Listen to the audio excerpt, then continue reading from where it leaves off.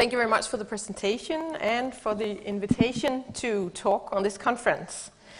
I've been, as Joe said, invited to speak in relation to the theme and the stream, Life in Welfare Societies, the Gain and the Pain. And, as Joe also said, I have a background in sociology, not political science, and maybe therefore I like the title of the theme, the stream, and the use of the word societies. Instead of states, as I'm not really a welfare state researcher.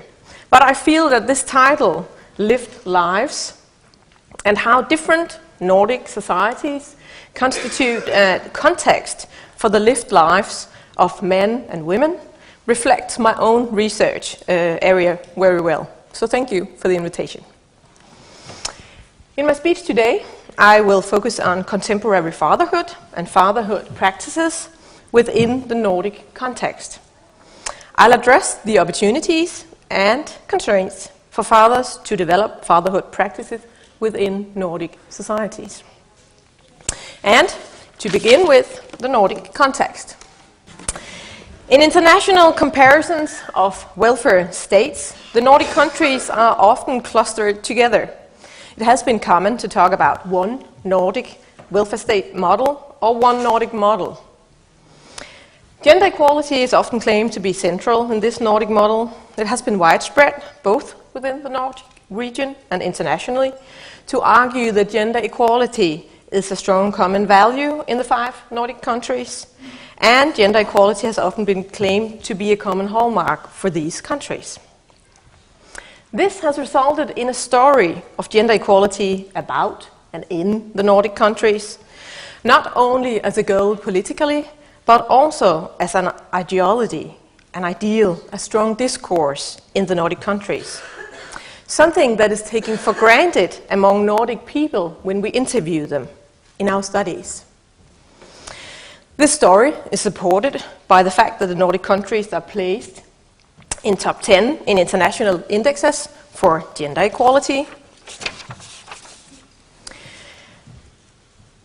Women's labour market participation has been very central in the Nordic gender equality project, in policies, research, and public discourses. The Nordic societies are known for the explicit support for and achievements in gender equality with regard to what we call the dual worker ideal or dual worker model. And Nordic women have a high participation rate compared with other regions. This, the female labour market participation, has been one of the most central elements in the labeling of the Nordic welfare states as women-friendly. But what about the Nordic men and their life situation? And gender equality in relation to men in the Nordic societies? For example, in relation to opportunities to prioritize fatherhood and care for their children. As Hobson and Morgan notes, the term fatherhood includes the social constructions of expectations towards fathers.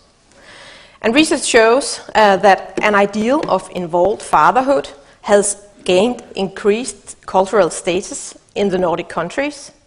Several studies argue that it has become a dominant ideal. Turning to policies, in the 60s and 70s, leave policies were developed to ensure fathers' individual rights to childcare in all of the Nordic countries.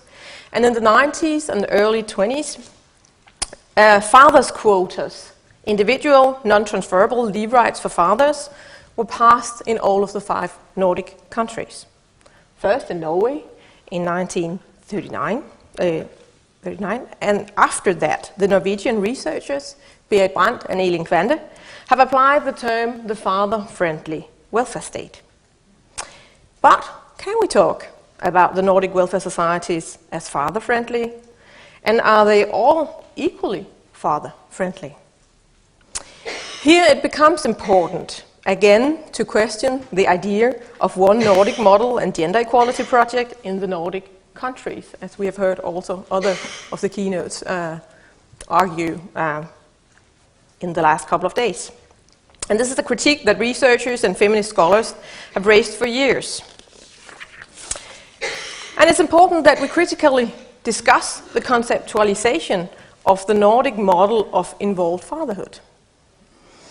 Even if there is a tendency to think of and speak about the Nordic countries and their gender models as if these were similar, it is important to emphasize and discuss the significant differences between the Nordic countries, for example with regard to fatherhood, policies and practices. So, in continuation hereof, it becomes central to ask, what opportunities do Nordic men have to prioritize fatherhood? Do Nordic men have equal opportunities to prioritize fatherhood across the different countries, within the countries, and do they have equal opportunities compared with the mothers?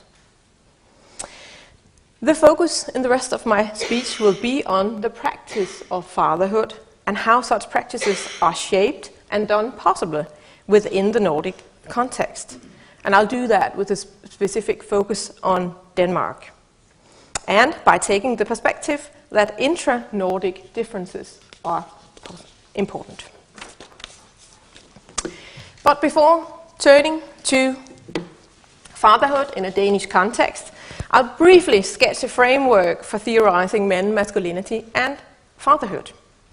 And here I find it useful to turn to Berit Brandt and Elin Kvantes' conceptualization of fatherhood practices. This they have developed from David Morgan's concept of family practices.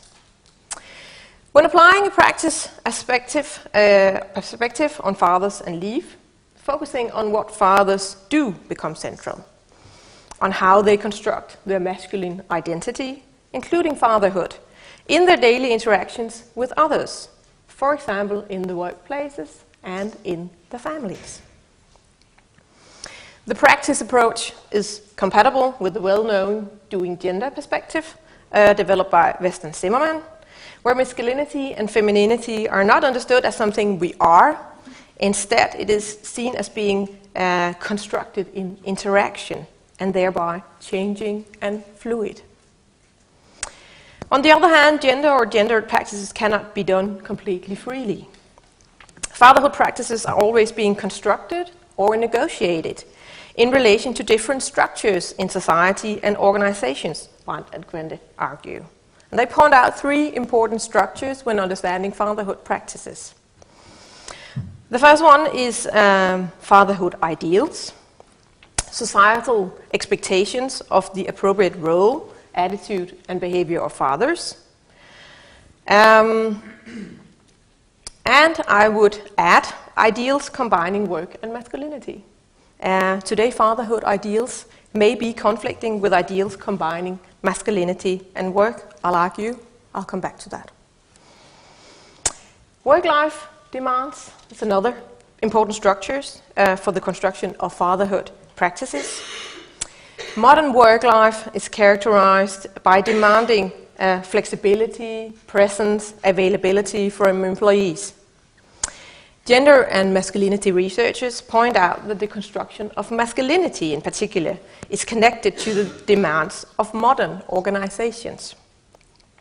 This can make it extra difficult, they argue, for fathers to prioritize childcare instead of work life. Leave policies are also constructed, are also important structures for the practices of fathers. Because policies constitute strong normative guidelines on the acts of fathers, as these policies over time normalize certain expectations of what is appropriate behavior regarding fatherhood and leave practices on societal level, but also in workplace context. Thus, fatherhood is a complex construction shaped in interaction in everyday life, in specific societies, workplaces, and families.